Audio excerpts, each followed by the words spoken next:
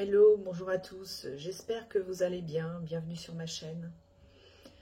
Alors, j'avais l'intention de poster une vidéo concernant une affaire judiciaire très récente, mais pour une raison que j'ignore, cette vidéo est actuellement soumise à l'examen sur YouTube. Donc, pour l'instant, je ne peux pas la publier. Alors, pourtant, oui, c'est une affaire qui parle de meurtre, mais j'ai éludé volontairement les détails scabreux, donc je ne comprends pas pourquoi, pour l'instant, c'est en cours de restriction. Alors que quand on va sur d'autres chaînes qui parlent de true crime, on trouve parfois des détails bien scabreux, et pourtant ça a l'air de passer crème. Mais bon, donc j'attends un peu de voir ce que ça va donner, le résultat de l'examen concernant la restriction sur cette vidéo, et je vous tiendrai informé. Donc aujourd'hui, je voulais revenir concernant l'affaire de la disparition d'Émile et de Lina. Donc je vais évoquer les deux affaires parce qu'on a appris, aussi bien concernant l'une que l'autre, des éléments nouveaux. Alors clairement, ce ne sont pas des éléments, je pense, enfin à première vue, susceptibles de faire évoluer l'enquête, pour l'instant. Donc, je vais commencer par la disparition d'Émile. Donc, ça faisait un petit moment qu'on n'avait pas de nouveaux éléments, enfin que rien ne fuitait, en tout cas à travers les médias. Et là, hier, nouveau rebondissement, on a appris qu'une maison avait été perquisitionnée toute la journée dans le hameau du Haut-Vernay. Alors, il semblerait que ce soit une maison vraiment très proche du pavillon des grands-parents, même des proches voisins, voilà, très très proches. Et alors, on n'en sait pas beaucoup. On sait que cette perquisition, cette fouille n'a pas été fructueuse, qu'elle n'a rien révélé. On ne sait pas pourquoi les gendarmes se sont de nouveau intéressés à cette maison en particulier, puisqu'évidemment, en début d'enquête, on rappelle que toutes les habitations du hameau avaient été fouillées de fond en comble. Donc pourquoi ils s'intéressent de nouveau à une maison en particulier, ça, on ne sait pas. Alors, on a quelques détails quand même qui ont fuité. Donc, il s'agit d'une famille d'agriculteurs et la gendarmerie s'intéresse plus particulièrement au jeune homme de la famille qui a 16 ans. Alors, on nous explique que ce jeune homme vit un peu en marge de la société, qu'il n'a pas été à l'école, qu'il présenterait un profil suspect intéressant. Alors en fait, ce jeune homme, il avait été évoqué en début d'enquête, je ne sais pas si vous vous souvenez, lorsque il avait été auditionné, car apparemment il avait l'habitude de circuler avec des engins agricoles à n'importe comment dans le village, à forte vitesse, et que les gendarmes suspectaient un potentiel accident en fait. Et il avait été rapidement mis hors de cause, écarté, car ce jour-là, il semblerait, du moins en début d'enquête, qu'il n'était pas présent sur les lieux. Toujours est-il que plus de 3 mois après, il s'intéresse de nouveau à lui. Donc voilà, donc il est décrit comme en marge de la société, avec un profil un peu suspect, qui rentre pas dans les codes, etc., etc. Donc peut-être un petit délinquant qui fait un peu n'importe quoi. Sa famille, c'est une famille d'agriculteurs, il a des engins agricoles à disposition. C'est vrai qu'un accident peut arriver. Mais on rappelle qu'aucune trace n'avait été trouvée concernant un accident.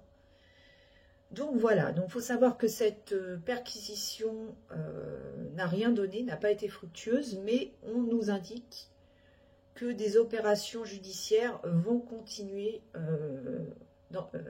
au cours de cette semaine. Donc on verra bien si ça donne quelque chose. Alors il y avait un petit détail aussi, mais je pense que on s'est fourvoyé, enfin certains internautes avaient évoqué le profil un peu étrange d'un homme qui habite le Haut-Vernay et qui a une chaîne sur YouTube. Donc je ne vais pas le nommer pour des raisons évidentes, mais il habite le Haut-Vernay, il a l'habitude de poster des petites vidéos assez courtes où il fait une description sur un ton très lyrique des environs du Haut-Vernay, des randonnées, des monuments insolites. Il évoque également la cuisine asiatique, voilà.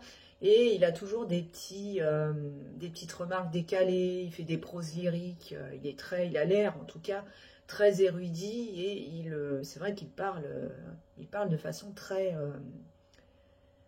de façon un peu littéraire, hein.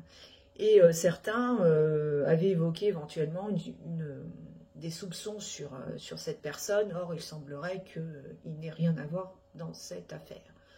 Et petit détail assez cocasse, lorsque je suis allée sur sa chaîne, je me suis rendu compte qu'il avait posté une courte vidéo hier concernant justement la perquisition d'une habitation au sein du Haut-Vernay, et il s'était étonné que cette maison soit de nouveau fouillée alors qu'elle avait été en début d'enquête. Enfin bref, un petit élément assez insolite, mais voilà. Donc, ce qu'on pouvait dire s'agissant de l'affaire de la disparition d'Émile. Peut-être tout bêtement un accident avec un engin agricole, et peut-être qu'en début d'enquête, c'était passé sous les radars. Après, une source proche de l'enquête indique qu'il s'agit plus, pour les enquêteurs, de faire une levée de doute, comme ça avait été fait il y a un mois environ, hein, lorsqu'ils avaient détruit totalement une dalle de béton sur une habitation à une centaine de mètres du Haut-Vernay, hein, du hameau. Donc, est-ce que ça va amener un tournant dans l'enquête? Est-ce que c'est susceptible de vraiment faire évoluer l'enquête, ou plutôt ça va faire l'effet d'un pétard mouillé, hein? L'avenir le dira, mais potentiellement c'est peut-être une piste que les enquêteurs cherchent définitivement à écarter. Voilà, pardon. Affaire à suivre concernant la disparition d'Émile. Alors, concernant la disparition de Lina, alors on a pris pareil un nouvel élément, alors qui n'est pas en lien direct avec sa disparition, mais qui concerne un fait divers qui a eu lieu, qui a eu lieu 9 jours avant la disparition de Lina. Voilà, on a appris récemment qu'un professeur de mathématiques avait été retrouvé mort sur une départementale 9 jours avant la disparition de Lina, à une trentaine de kilomètres au sud-est de La Plaine. Donc les enquêteurs s'interrogent pour savoir si ce meurtre est lié à la disparition de Lina. Bon, clairement, à première vue, mis à part le fait que le meurtre se soit situé pas loin de la disparition de Lina, enfin dans le même secteur, à quelques jours d'intervalle, je vois pas où est le lien, hein, personnellement. Donc on nous explique qu'il s'agissait d'un professeur de mathématiques, très sportif, hein, qui était habitué à randonner sur le chemin forestier près duquel on l'a retrouvé mort. Alors, il a été tué par balle. C'est un homme de 51 ans qui est décrit comme un professeur exemplaire et dévoué. Il avait une très bonne réputation auprès de ses élèves. Et c'était monsieur tout le monde, hein, et à première vue en tout cas, un homme sans histoire particulière. Il y a même une ancienne élève qui témoigne en disant que c'était un professeur qui avait su la réconcilier avec les mathématiques. Il savait gérer sa classe et se faire respecter. Il était même parfois blagueur. Bref, il avait l'air tout à fait normal. Donc, pour quelle raison on aurait voulu l'abattre? C'est quand même assez étonnant. Pour l'instant, aucune piste ne semble rompre ce mystère. Donc, il a été retrouvé sur un sentier forestier à proximité d'une départementale, la départementale 159, par un groupe de randonneurs.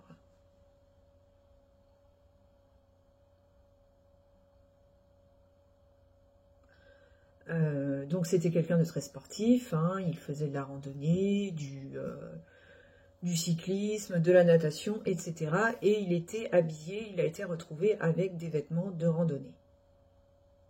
Donc ces deux meurtres, non, ces deux meurtres. Non, le meurtre et la disparition de Lina ont eu lieu à 9 jours d'écart.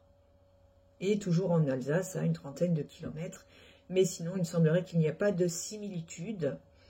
Alors, le seul point commun et éventuellement qu'on pourrait trouver entre ces deux affaires, c'est la départementale. C'est-à-dire que dans le cas de la disparition de Lina, elle a disparu sur une départementale, hein, la D350, ou même la D196, hein, si on en croit le témoignage du retraité Robert qui affirme l'avoir vue sur la route des Princes, qui est la départementale D196. Et le fait qu'on retrouve ce professeur de mathématiques également sur une départementale, à proximité d'un chemin forestier qu'il avait l'habitude d'emprunter pour ses randonnées. Si on creuse un peu ce lien ténu qui existe entre les deux affaires, on peut éventuellement imaginer la piste d'un tueur en série qui sévirait dans la région. Alors, encore une fois, c'est clairement pas, je pense, la piste privilégiée, mais ça peut être une piste à creuser. Hein, donc, un tueur en série qui sévit dans la région et qui s'en prendrait à des profils très différents. Hein. Donc, il ne ciblerait pas en particulier des jeunes filles, hein, comme certains prédateurs sexuels, mais toute catégorie de population, hein, ça c'est déjà vu. Hein. Je pense notamment à Francis Holm, qui était surnommé le routard du crime et qui s'en prenait aussi bien à des hommes qu'à des femmes, enfants, adultes, jeunes, vieux, etc. Et plus récemment, je pense à Nordal Lelandais, hein, qui est responsable du meurtre de la petite Maëlys, mais également du caporal Noyer, un jeune homme d'une vingtaine d'années. Tout ça pour dire que des tueurs en série qui ont des victimes de tous âges et de sexes différents, ça s'est déjà vu. Maintenant, est-ce que c'est vraiment la piste à privilégier concernant ces deux affaires? Ça, l'avenir nous le dira ou pas.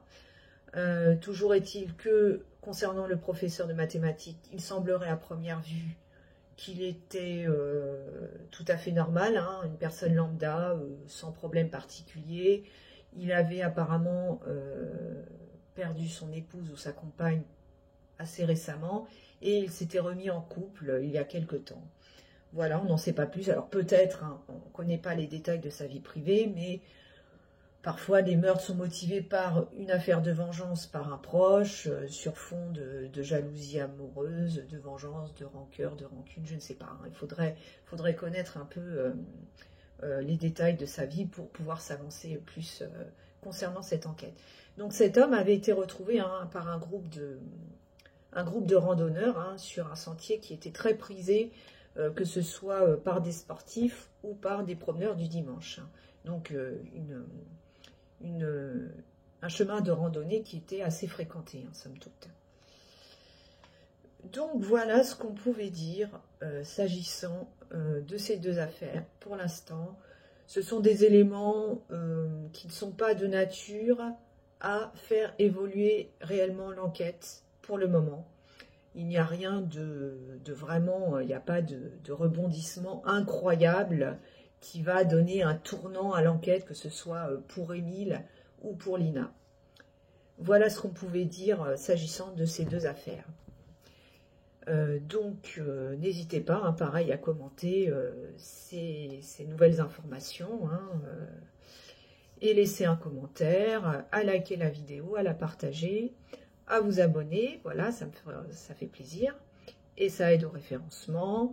Et moi, j'espère que la vidéo que j'ai réalisée pourra être postée sur YouTube, parce que il n'y a aucune raison, encore une fois, pour qu'elle soit restreinte. Mais bon, vous savez, hein, avec les algorithmes YouTube, on n'est jamais à l'abri d'une mauvaise surprise. Bref, on verra bien. Et quant à moi, je vous dis à la prochaine pour une nouvelle vidéo. Affaire à suivre.